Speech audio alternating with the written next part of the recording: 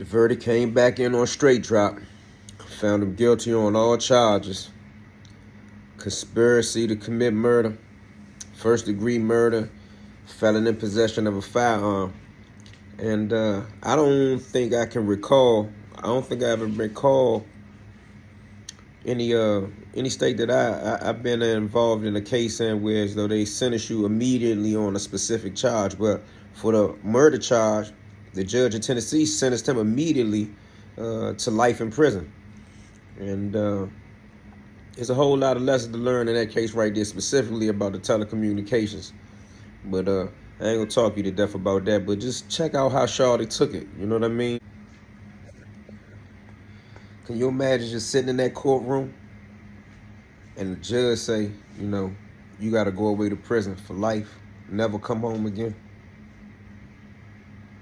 Made me think about when the judge told me that I had to go away to prison.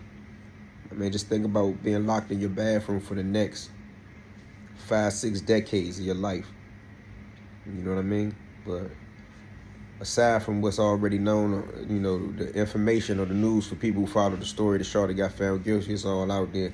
But just look at the dynamics of it. Look at how he got to sit there and take that verdict and take that life sentence. You know what I'm saying? Make sure you think before you move out here. Make your next move your best move. Free the real. We have a verdict to the members of the public. If you don't think you're going to be able to not show any emotion during the reading of this verdict, I ask you to remove yourself now. There won't be, the court won't tolerate any outburst of any sort from anyone.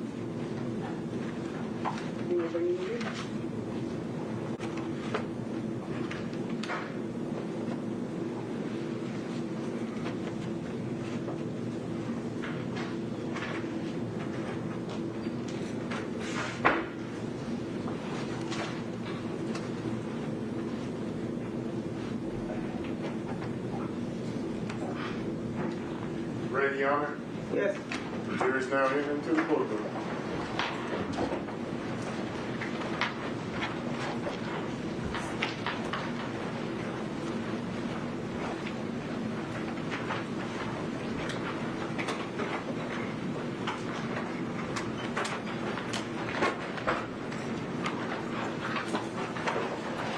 Ladies and gentlemen of the jury, have you reached a verdict? We have, Your Honor. Four person. If you would stand and read your verdict, please. We, the jury, find the defendant guilty of conspiracy to commit first-degree murder as charged in count 1 of the indictment. We, the jury, find the defendant guilty of first-degree murder as charged in count 2 of the indictment. And we, the jury, find the defendant guilty of convicted felon in possession of a firearm as charged in count 3 of the indictment. Thank you. Juror number 1, is that your verdict? Juror number 34, is that your verdict? Yes. Juror number 35, is that your verdict? Yes. Juror number 11, is that your verdict? Yes.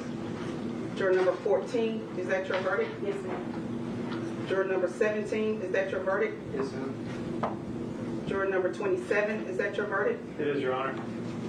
Juror number 33, is that your verdict? Yes. Juror number 25, is that your verdict? Yes. Juror number 44, is that your verdict? Yes. Juror number 23, is that your verdict? Yes, ma'am. Juror number 28, is that your verdict? Yes, ma'am. Thank you. Ladies and gentlemen, I want to thank you again for your time and attention to this matter this week. Our system of self-government would not work without your service and sacrifice that you've made. Thanks again for your time and attention. You are excused. Jurors excused.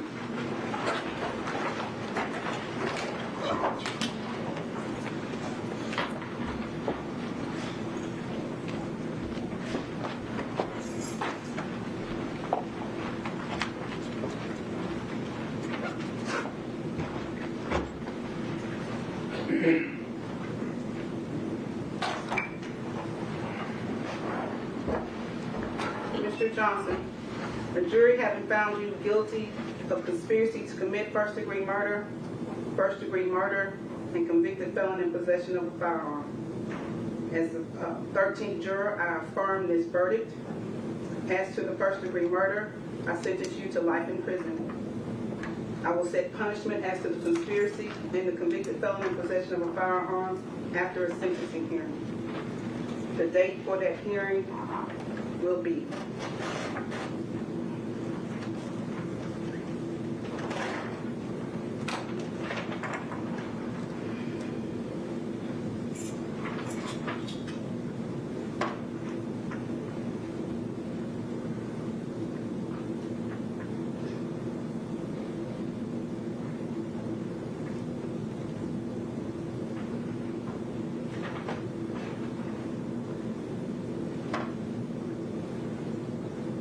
November 1st?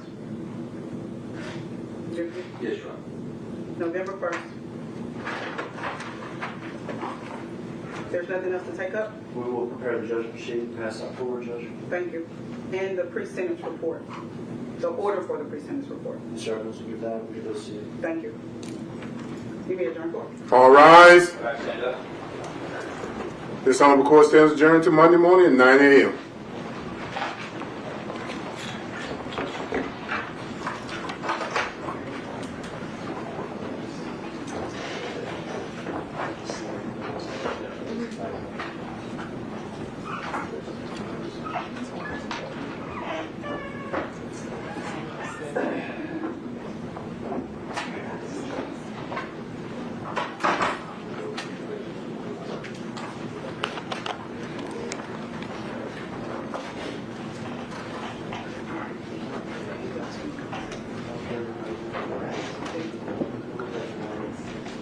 Mr. Hagerman, have you heard from Mr. I've Roy? been texting with him, and he hasn't given me a date yet. I mean, the sad thing about the whole situation is that the judge, the jury, the prosecutor, the defense attorney, they all get to go home after that. You know what I'm saying? He got to step back there in that bullpen. You know what I mean? He took it like a man. I ain't see him show no emotion. But I've been in his shoes before. I done sat there and heard the judge say, you got to go away. You got to do this much time.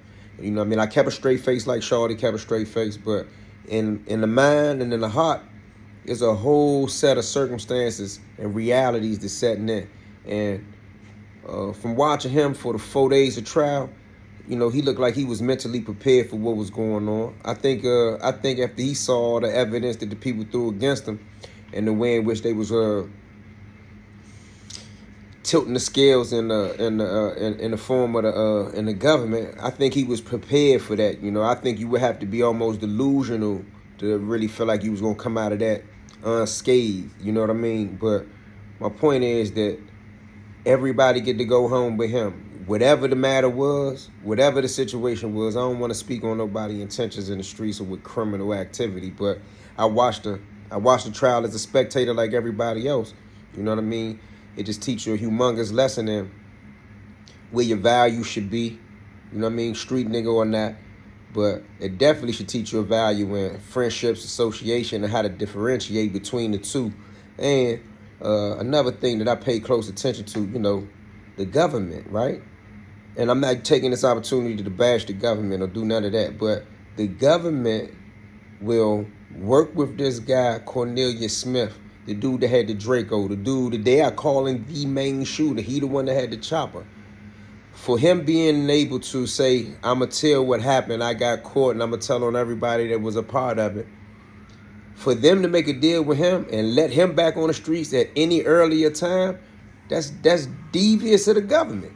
He admitted to walking up to a person and shooting them multiple times. And because he going to get down first, they make a deal with the devil. And then y'all should pay attention to the dude, Kovan, who didn't testify. And they said that his testimony, if he was to testify, it would have been unfavorable to the government, which basically means it would have helped the defense. He is in the streets right now. He be coming to court. When you see him in the court pictures and the court videos, he's coming to court from the streets. He got on street clothes. But he's charged with murder. He did a debriefing and he told something, right?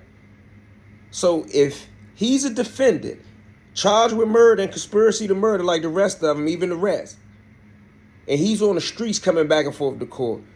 Justin Johnson has just got found guilty, sentenced to life on one of the murder charges out of the 3-count indictment. Think about what they are saving this dude Colvin for.